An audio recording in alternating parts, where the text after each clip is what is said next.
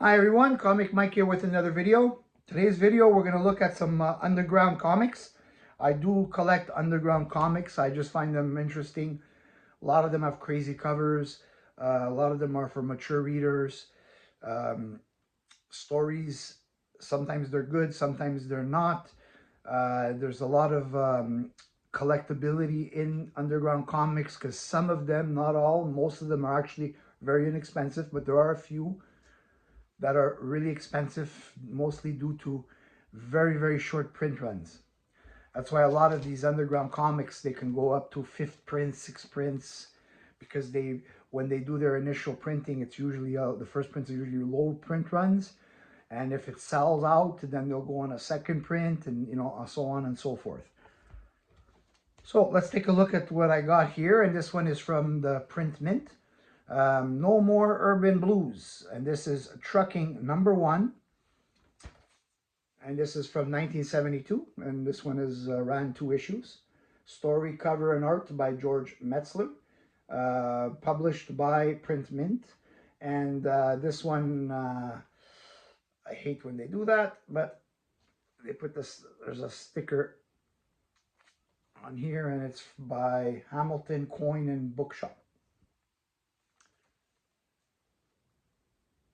So, cool cover. Um, you got your hitchhikers there, which is a big no-no, but this is 1972, and I know that in the early 70s, hitchhiking was a common thing that was done in Canada and United States. I wouldn't have recommended it back then, and I definitely don't recommend it today. Next, another one from Print Mint, Plunge into the Depths of Despair. And this one is actually a 5th print because I couldn't get a first print because just didn't come up. So I didn't pay a lot for it, so I don't mind. So temporarily I took a 5th print until I'm able to get a first print. The first print is from 1970. This one is from 1976. And of course there's a sticker, a price sticker on the actual price. This one is a 60 cent. The first print is a 50-cent price on the comic. But still, cool looking cover. Nothing raunchy on this cover. Just looks like a bored married couple. See if there's anything good on. Why bother? Probably they've been married for over 20 years, so I understand.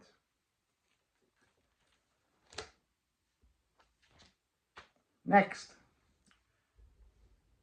when you think underground comics, the name that keeps popping up is Robert Crumb, very well known for underground comics. This is Best Buy Comics #1, and they also put a price sticker on the price. And this is a one-shot, first print from 1979 by Robert Crumb and Aline Kominsky, published by Apex Novelties. All stories except one were first published by Coevolution Quarterly. Tackles more serious subjects than typical Crumb books, such as the aerospace program, the eventual fate of humanity, attitudes towards death, life and nuclear war, and historical fiction. And this is the last Apex title, and it was later republished in 1988 by Last Gasp. So Last Gasp, they did end up taking a couple of publishers that went under, or they stopped publishing, and they started republishing them in the late 80s. And now these are all serious topics, but added in with some humor. As you can tell in the cover, there's always going to be some kind of strange humor in it. So that's a nice one. Next, easy to digest, Short Order Comics #1. And this is by Head Press from 1973. This is a first print. Cover art by Art Spiegelman and Skeeter Grant. And interior work is by Joe Spiegelman, Joe Shankman, and Bill Griffith. So as you see, a funny cover, and it's basically a lobster, a crab, going into a restaurant, asking, "Pardon me, miss, do you serve crabs here?" And she's like, "Sure, toots, we'll serve anyone. Just keep your shirt on." So those old-fashioned diners. We don't have pretty much any of those kind of diners anymore that I know of, but I do remember these kind of diners, and I miss them because they had like the best, greasiest food. Next, this is like sort of horror-ish a bit. This is DOA Comics #1. First printing. And this one actually only had one printing. Um, so the first print, 1976. Script, art, and cover by Jim Osborne. And this is a wraparound cover. I can't really show the other half because there's a part of his body that we're not really supposed to show on YouTube, so I don't want to make any problems. This is a crazy cover. So you got this baby that's practically puking on this strange looking corpse. Look like a bunch of hillbillies, but cool book anyways.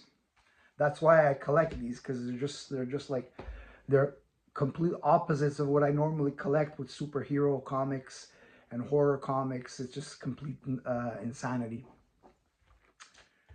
And next we got Perverse Pleasures for Young and Old, Corn-Fed, #1. This one also ran 2 issues, and this is the first and only print. There was no other print runs on this, from 1972. Cover art and stories, Kim Deitch. And this is just spoofing on characters in the mainstream comics and giving them different names. Like this is Miles Mycroft, and we got Madame Fatale, Candy Crenshaw. Just strange humor.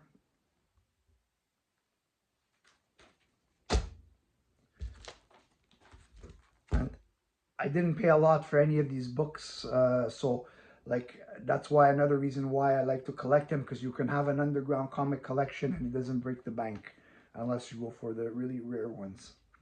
Next one, this is funny. I read a few of these ones, and this is from Ripoff Press, Fat Freddy's Comics and Stories #1. And this one is a collector's item, and look, it tells you right there, collector's item. So if it says it on the cover, it is. Now this one has 3 prints. The first print you will know by the $1.50 price. Second print has a red $2, and the third print has a black $2. Now this is basically this character Freddy. He has many different incarnations in this story, and what they did was they took a lot of well-known underground comic artists, and they added them in to create a new, like you have a Space Freddy, Freddy the Barbarian, GI Freddy from by Spain Rodriguez. The Freddy the Barbarian is by Jack Jackson. Space Freddy by Hal Robbins. Super Fat Freddy by Clay Wilson. Frederick the Duck, which is obviously a Howard the Duck ripoff, by Ted Richards. Fat Freddy's Cat Story by Sheldon and Paul Mavries.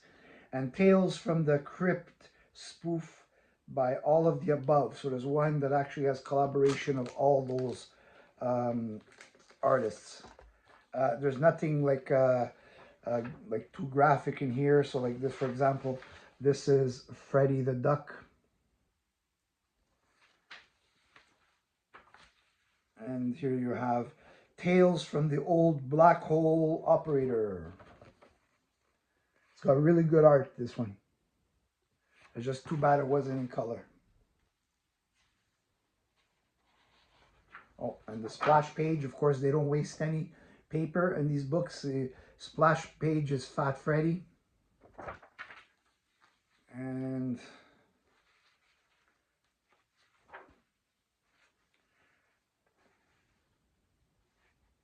this is the space version of Fat Freddy.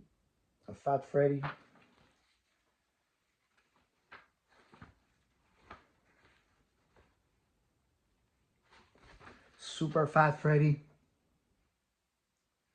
So you understand what I'm saying when it comes to, it's just it's nonsense. But you know what? It's for me. I like it. I mean, I don't expect people that are, people to start going out and buy these. I mean, these are like for when you're a collector, sometimes there's just certain things that click in your head when you see them and you want them. And that's where I am pretty much. Next one is an interesting one. This is also by Print Mint, and this is a strange title called Junk Waffle #1 by Vaughn Bodie. And this one has 3 prints.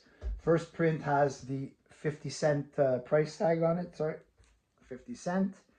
So this is the first print. Second print has a 75-cent price. And the third print was done by Last Gasp, because also it came out in 1988, and it was all transferred to Last Gasp.